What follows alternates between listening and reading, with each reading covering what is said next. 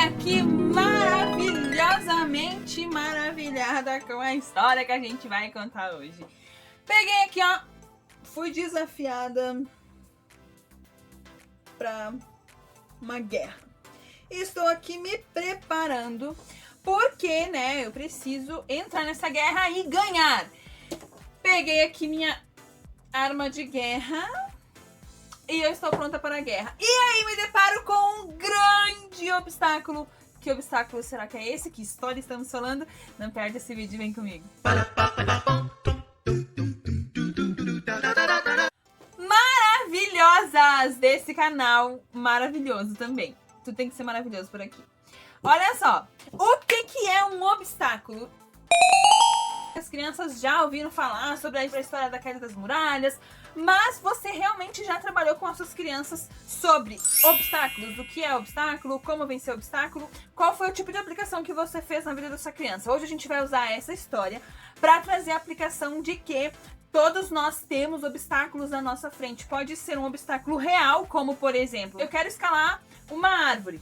Tem uns arbustos embaixo com espinho, é um obstáculo. Ah, eu quero escalar a mais alta montanha. Se eu tiver medo de altura, é um obstáculo. Então, o obstáculo pode ser ou real ou imaginário, mas não deixa de ser um obstáculo. E nessa história de Josué com a queda das muralhas, eles tiveram um obstáculo muito grande. Como assim? Você lembra que, começa a história já, relembrando eles de que o povo saiu do Egito e eles tinham a promessa de uma terra prometida. Deus ia lhe dar uma terra que manava leite, que manava mel.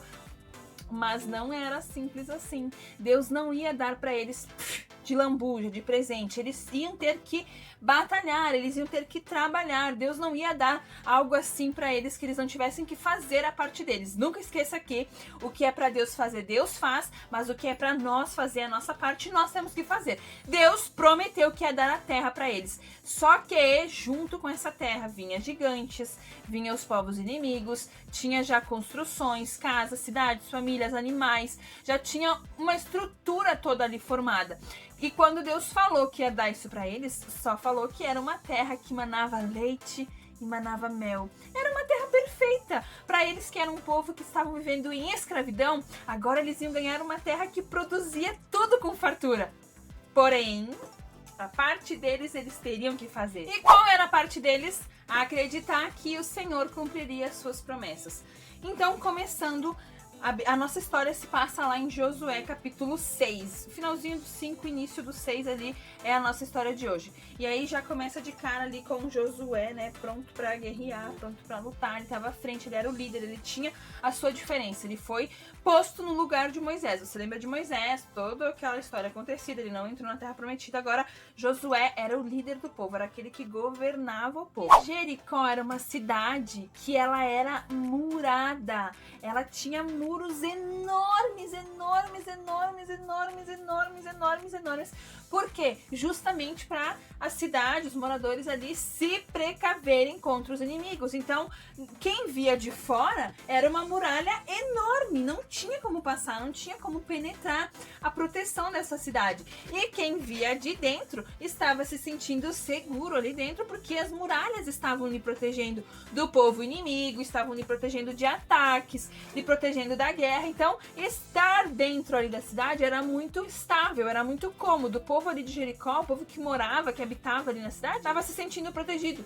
E o povo aqui de Israel, onde Deus prometeu que daria essa terra aqui que estava sendo protegida pelas muralhas de Jericó, o povo que estava aqui estava olhando e estava dizendo assim: meu Deus, como que a gente vai ultrapassar essa muralha? É muito grande, é uma muralha enorme. Não tem como. Eles poderiam pensar, ó, que a gente falou de obstáculo. Eles poderiam pensar, poxa, é um obstáculo muito grande. Não, eles podiam pensar assim, a gente sabe que os nossos antepassados atravessaram o Mar Vermelho, comeram do maná que veio do céu, a gente sabe. Mas essa muralha aqui é muito grande, não tem condição, Josué, nós não vamos... Não, Josué, vamos tirar a nossa roupa de guerra porque não vai dar certo. Só que eles poderiam ter pensado assim. Só que o que é mais prático? É pensar e olhar o obstáculo ou é mais prático confiar em Deus? A nossa natureza carnal, nós humanos, mentalmente, carnalmente falando, seria muito mais prático olhar para o obstáculo e pensar que não somos capazes, não é verdade? Então o povo israelita, eles poderiam ter olhado simplesmente pelo tamanho do obstáculo e não terem acreditado na promessa de Deus, que era que ele daria essa cidade para eles. Então o que eles fizeram? Eles confiaram em Deus. Tava Josué lá no pé da muralha, né, no pé da cidade. E aí, de repente, ele levantou os olhos assim para aquela muralha e ele viu um homem lá. E esse homem trazia na mão uma espada. Pensa assim, Josué lá paradinho, olhando para aquele obstáculo, e aparece um homem com uma espada na mão. E Josué, todo macho e corajoso, chegou para ele e falou assim: tu é um dos nossos ou tu é do povo adversário? E aí o homem falou assim: não, eu sou o príncipe do exército do Senhor e eu acabei de chegar aqui. Nisso Josué já se prostrou perante a ele, ficou ali prostrado porque ele entendeu que era um anjo do Senhor que estava ali falando com ele. Então o homem falou o quê? Tira as sandálias dos teus pés, porque o lugar onde tu estás é terra santa. E Josué obedeceu. E aqui, se fosse eu, já tava com meu chilique nervoso, meu coração já estaria ali todo acelerado, né? Um anjo apareceu. Mas aí Josué entendeu que tudo aquilo ali estava acontecendo para que realmente ele se pusesse em obediência ao Senhor, colocasse o povo todo obedecendo o plano que Deus tinha dado para Josué, que realmente ia dar certo se o povo obedecesse. Josué conseguiu acreditar nas promessas de Deus e não olhar só para o obstáculo. Agora que Josué já sabe tudo que tem que fazer, Deus deu a ordem para eles, para o povo sitiar a cidade, né? Dar uma volta na cidade. Durante 7 dias eles fariam isso, uma volta por dia, e no 7º dia eles teriam que dar 7 voltas. E quando os sacerdotes tocassem as trombetas, aí enfim o povo ia gritar com toda a sua força e as muralhas iam cair ao chão. Será que essa tática de guerra ia dar certo? Gente, eles tinham que derrubar uma muralha para destruir tudo dentro da cidade. E eles iam gritar e tudo ia se acabar? Simples assim? Olha só. Deus é tão perfeito, Deus é tão maravilhoso que Ele faz as coisas em nosso favor de uma maneira que nós não entendemos. Porque se nós realmente entendêssemos, a gente ia achar, ó, que era na força do nosso braço que isso estava acontecendo. Quando Deus deu essa ordem para Josué, quem sabe até Josué nem entendeu, mas Josué resolveu obedecer e passou essa ordem para o povo. Preste atenção que durante toda a história, Deus dá passo a passo como o povo tem que agir. Deus dá a ordem que o povo tem que marchar, quem vai na frente, quem leva a Arca da Aliança, quem vai atrás, onde vai o povo. Deus dá toda a ordem. Eles têm toda uma sequência para seguir. É uma volta por dia. Eles não podem fazer barulho. Olha o detalhe, eles não podiam fazer barulho. Eles tinham que dar uma volta na cidade inteira e não fazer barulho. E aí sim, só no 7º dia, quando o sacerdote tocasse a corneta na 7ª volta, eles iriam gritar com toda a sua força e as muralhas cairiam no chão. É ter muito senso para acreditar que isso aconteceria. Mas lá foi o povo. Deram uma volta, deram 2 voltas, deram 3 voltas, deram 4 voltas. E assim foi. Quando chegou na última volta, no último dia, os sacerdotes pegaram as suas trombetas e tocaram.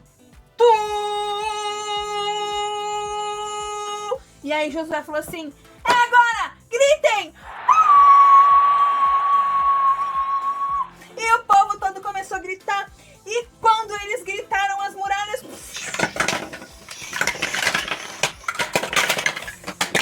Pensa, o pó que subiu. Né? E quando eles gritaram, as muralhas caíram ao chão. Foi cada um pro seu lado, foram matando pessoas, derrubando as casas, derrubando construções.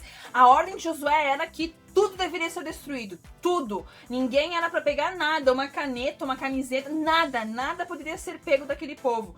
Aquele que ficasse com alguma coisa estaria trazendo desgraça pro povo de Israel e não era isso que eles queriam no momento. Então, a ordem era para destruir tudo. A única coisa que eles deveriam pegar era ouro, prata, bronze e ferro, que deveriam ser separados e levados pro tesouro do Senhor. Então isso seria separado para Deus, eles levariam para Deus. E eles não poderiam esquecer lá de Raabe. Lembra que Raabe ajudou os espias? Então, agora a ordem de Josué era... Ele olhou para os espias, aqueles que se esconderam na casa de Raabe, e falou assim, ó, agora vocês vão lá na casa da Raabe, peguem todo mundo que tá dentro da casa dela, tirem ela, tragam ela e a família dela pra cá, a gente vai resgatar eles, porque a gente prometeu, a gente cumpre a nossa promessa, e o resto, ó, gente, bombardeiem tudo, tudo abaixo, tudo ao chão, tudo foi destruído. E no final de tudo ainda, Josué falou que ninguém era para reconstruir aquelas cidades. Futuramente, aqueles que colocassem os alicerces daquela cidade novamente, que erguessem aquela cidade novamente, seriam amaldiçoados. Eu espero que você tenha amado esse vídeo. Tu imagina se a gente não gosta de brincar com essas pecinhas aqui. Você imagina as crianças. Com um recurso simples, você consegue trazer a diversão, a criatividade, a ousadia, a diferenciação e com certeza uma plantinha a mais guardada no coração da criança. Um beijo, minha linda, no seu coração. Não perde o próximo vídeo e até mais. Ó.